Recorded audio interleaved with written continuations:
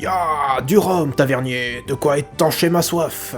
Oh, salut, marin d'eau douce. Quoi? Tu vas entendre les mésaventures d'un vieux loup de mer? Comment ça, j'en fais trop? Bon, vous l'avez sûrement compris avec cette intro, ou juste avec le titre de la vidéo aussi. Je vais vous parler d'une période assez courte dans l'histoire, mais forte en aventure et en rhum, l'âge d'or de la piraterie. Salut les jeunes, je suis Tillincast, et aujourd'hui prenez une jambe de bois au cas où, parce que je vais vous conter une époque où les forbans voguaient sur les mers chaudes du globe. Des pirates, il y en a toujours eu dans l'histoire, depuis la Grèce antique jusqu'à aujourd'hui avec ceux qui téléchargent illégalement, plutôt ceux qui sont sur les eaux parbleu, comme en Somalie. L'âge d'or de la piraterie est une période débutant dans les années 1650 et s'étendant jusqu'aux années 1730, soit un peu moins d'un siècle.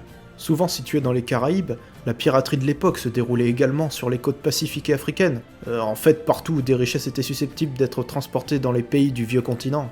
L'immense empire espagnol du Nouveau Monde et sa production gargantuesque de richesses comme l'or, l'argent et les marchandises comme le tabac attiraient évidemment les convoitises. Souvent issus de la pauvreté, les pirates embarquaient à leur risque et péril sur des navires pour essayer d'avoir leur part du butin. Parmi ces flibustiers, vous connaissez sûrement Barbe Noire, Black Sam ou encore Anne Bonny.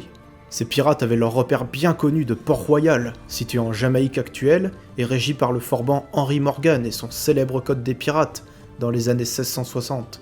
La ville disparut en 1692 des suites d'un tremblement de terre. Il arrivait que certains pirates travaillaient au service d'un pays, ils devenaient ainsi des corsaires. Ils continuaient leur activité de piraterie contre les ennemis de la nation, en échange d'une certaine somme.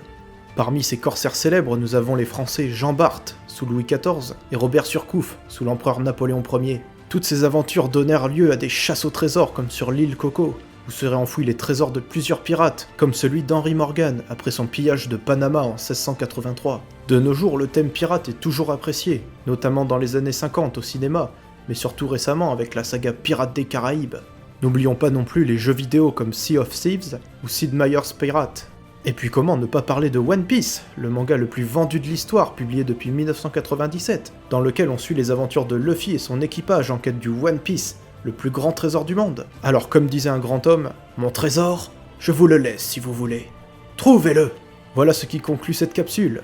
N'oubliez pas de vous abonner et de clocher, vous connaissez la chanson. Quant à moi, je vous retrouve dans une prochaine vidéo. Salut les jeunes!